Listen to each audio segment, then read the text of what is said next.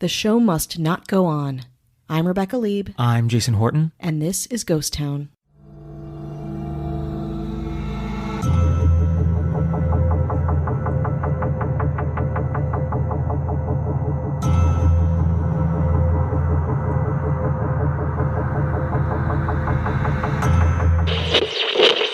They have some ideas for a theme song for my new show. Ron, let me hear what you have.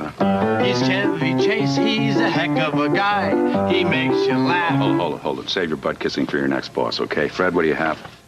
I don't know how he got his own show. He ain't very funny, but I get... Let me hear yours again, Ron. He's Chevy Chase, a heck of Chevy a guy. Chase, coming in September to Fox. He makes you cry. Growing on me. Chevy Chase, Chevy Chase. The Chevy Chase Show was a late-night talk show that premiered on Fox on September 7th, 1993, amidst high expectations and considerable fanfare, hosted by the legendary comedian and actor Chevy Chase. I've heard of him. I've heard of him and his reputation. Spoiler alert, not good. It doesn't go well. The show was intended to be a major competitor to the established late-night programs like The Tonight Show with Jay Leno and The Late Show with David Letterman. However, the show's run was short-lived, lasting only 5 weeks before being canceled due to poor ratings and critical reception. Prior to its premiere, the Chevy Chase Show garnered significant buzz, probably because there was significant money being thrown at it at the time. Also, early 90s, I think late night was still becoming like a new thing. Yeah. And I think they were reinventing who these comedians were. Like Chevy Chase, obviously SNL staple, National Lampoon's, Christmas Vacation, like all of those. He had such success in these roles, but it's like, I think everyone liked him and he was kind of wholesome. He's kind of the kind of goofy straight man. But we've, again, beyond that, I've also seen people that maybe we thought that too and they did not work. Chase was a well-known and beloved figure in the entertainment industry. With a successful career in film and television, including his iconic work on Saturday Night Live. His return to television was highly anticipated, and many expected his unique brand of humor to translate well to the late-night talk show format. Probably most, he was still doing the vacation movies into the late 90s. Yeah, obviously, after Christmas Vacation, it was Vegas Vacation in 97. But still, a lot of people were not, like, done with Chevy Chase. Yeah, I also didn't realize this is his return to TV. He'd not done TV since SNL. I don't know exactly when he ended his run on SNL, but I assume it was 10 years or something? Yeah, probably early 80s. Yes, Yeah. probably even more, maybe 10, 15 years. Yeah. The show debuted with strong ratings as people were very curious. What's Chevy Chase like as a late-night talk show host? Also, we love celebrities, and also there was still room. I think there was still a lot of real estate to be had, but it's really only going to be occupied by, as we even know now, there's really only room for a few. And it's anyone's game, sort of, even Chevy Chase's. Yeah, absolutely. However, it didn't take long for the cracks to show. Critics panned the show, citing its lackluster writing, awkward pacing, and Chase's sometimes abrasive hosting style. Does not surprise me. Those who don't know, or you're not interested, or you want to be interested in knowing, he is a historically not liked person, difficult to work with, even up and through Community, as we're finding out. Absolutely. And yeah, the fact that he is kind of like sort of an everyman, but also somebody that is abrasive and a little bit obnoxious. Yeah. And even though in the early 90s, that might not have been common knowledge, but, you know, people that have worked with him and behind the scenes are like, oh my God, I gotta work with Chevy Chase. And if we know anything, it's that the culture of a set, it's really hard to shake how the people are at the top, how they dictate creative decision-making, how they staff up, how they treat other people.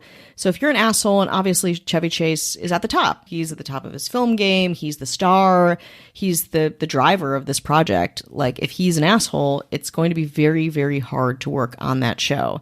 And also, I just want to talk about Chevy Chase as an actor, too. I think in SNL and his movie roles, it's like he usually has a lot to play off of. And I think talk show hosts don't. They kind of generate that personality. Yeah. He reacted to the world around him, the weird people around him, as kind of like, I'm the everyman and I'm reacting to these things. Now he has to almost be the Goldie Hawn's your first guest. What are you gonna, you know what I mean? Like, it's like you're not gonna react to her weirdness. Yeah, she's a trained media professional. Yeah, and an iconic human being. Yeah. Despite attempts to improve the show, including bringing in new writers, the things like it's the writers. It's like the show has only been on a very short. The show didn't even last 6 weeks. It's like, you know what? It's the writers. Yeah. It's the writers' jackets. Like they need to wear different hats. Like the chair. Maybe the chairs. We need a Band-Aid quick. Despite all that and tweaking the format in that short amount of time, the Chevy Chase show failed to find its footing. What was spent and what was done in anticipation for the apparent success people thought this show was going to have is pretty astounding, and we're going to find out after the break.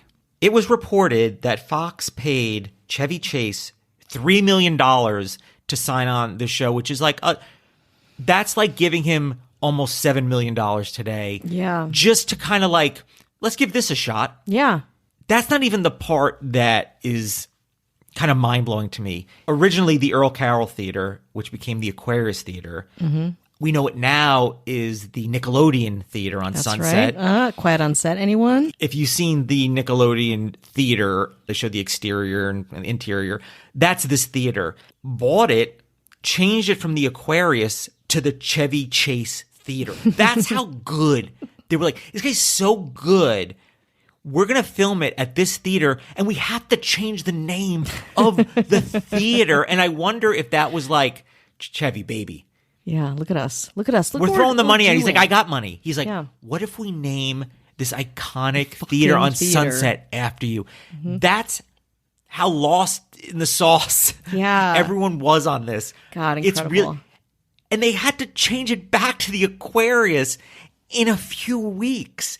That's so incredible. I did not know. That is so wild. That's the part of this that really kind of... Well, it speaks to how ridiculous... It really... If you want one example of this episode that is like one small piece of the puzzle that really showcases the spirit of it, it's that. We actually... I believe we did another episode about the Chevy Chase roast. That was very depressing. Yeah. He couldn't even get people to go on, do it. He had to, like... He couldn't even get... That's how disliked he was. It actually made me kind of feel even villains like that deserve a tiny bit of like, that really stings. But the thing, it's not like he was like, I learned from that, I'm gonna be a cool dude. No, got worse. Got worse. No. And also, like, how many people do you have to piss off over your long and incredibly successful... People want celebrities to be hero. Like, this is not... You're set up to be liked as a celebrity. You're set up to be adored, to be envied, to be emulated. I think all the times, they didn't really change a lot, but I think the thing of like, I can just be this jerk I was. Remember the jerk I was in that sketch? Remember how jerk I was here? Hey, you jerk. Jay Leno and David Letterman have something as who they are that Chevy Chase does not, and shouldn't have to have that, but you need your own thing. Yeah. And you got none of those things. And people want to access those hosts. They want to see those hosts in themselves. Like, even like Fallon and Kim, like all these people, it's like, oh, they see, kind of like an everyman. And it's like, though Chevy Chase checks all the everyman boxes, when you're seeing someone in that context, you see them, they're not playing anyone, they're playing themselves. They're playing themselves. And I think those hosts are very excited about who's on the show. Yeah, sure, there might be some light, whatever, but they're generally like, I'm a fan of you. For whatever way I want to display it, I'm a fan of you. And I'm going to show it on the show. Chevy Chase is not like that. No. He's like, I'm the star. Yeah. Like, you're interviewing me almost. That's kind of the vibe I got from the little that I watched. The show is plagued by production problems and conflicts.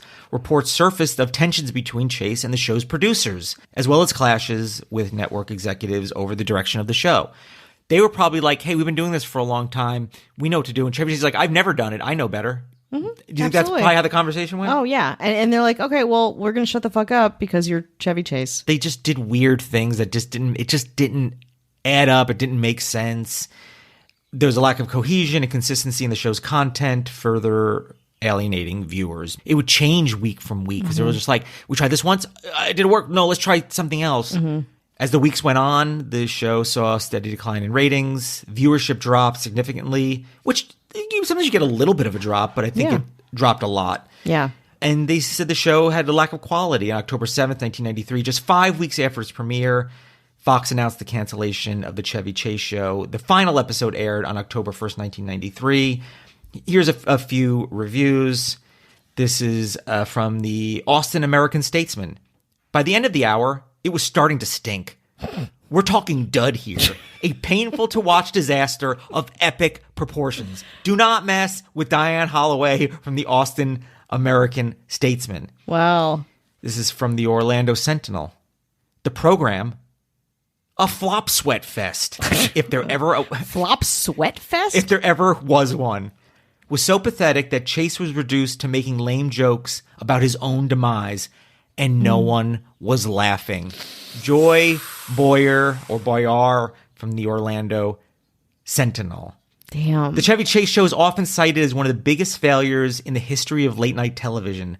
Despite the high expectations and the considerable investment from Fox, the show was unable to find an audience. Wow. Maybe there'll be a third Chevy Chase one we do. Well, I keep thinking about making playlists, like haunted episodes, music episodes, and I'm like, are we like creating like a Chevy Chase playlist too? There's only one way to find out. Yeah, baby.